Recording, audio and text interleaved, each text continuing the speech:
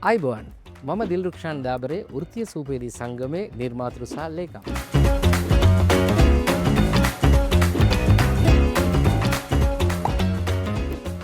ඉතින් අපි AIA සෝපාසල් වැඩසටහනත් එක්ක ඉතාමත් සතුටින් සහභාගී වුණා.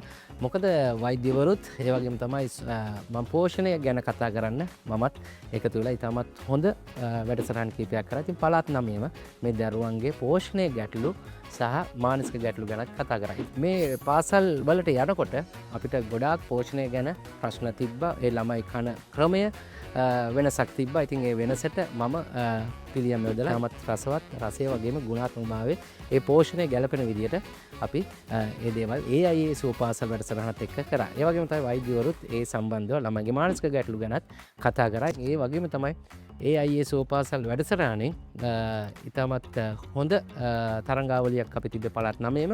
අපිට විශේෂයෙන්ම හොඳ ප්‍රොජෙක්ට් විශාල සංඛ්‍යාවක් ආවා. එයින් අපි තෝරගත්ත ප්‍රොජෙක්ට්ස් කීපයක්. ඒකෙදි අපි ජයග්‍රහණ තෝරගෙන තියෙන්නේ. ඒ වගේම තමයි ලංකාව පුරා මේ පළාත් 9 මේ දරුවන් මේ ගුරුවරුන් පාසල් විදුහල්පතිවරුන් මේ සියලු දෙනාම ඉතාමත් උද්‍යෝගයෙන් තමයි මේ AIA සුවපාසල් වැඩසටහනට සහභාගී වුණේ. ඉතින් ඉතාමත් උද්‍යෝගයෙන් මේ වැඩසටහන අපි නිම කරා. ඉතින් ප්‍රොජෙක්ට් වල ජයග්‍රහණයෙන් අපි තෝරගෙන තියෙන්නේ. ඒ වගේම තමයි මේ දරුවන් සහ ගුරුවරුන් සහ විදුහල්පතිවරුන් අනිවාර්යෙන් අමතක කරන්න හොඳ නැහැ.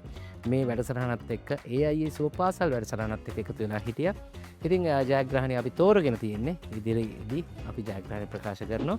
AIA සුවපාසල් දෙවනි අදියරයත් අනිවාර්යයෙන්ම ඉතාමත් ඉක්මනින් අපි පටන් ගන්න බලාපොරොත්තු වෙනවා. ඉතින් ලෑස්තිලා ඉන්න ගුරුවරුන් දරුවන් ඒ සියලුම පාසල් වල සියලු දෙනාම ඉතින් අපි ළඟදීම දවසක ඔයගලන් හම්බ වෙන්නේ.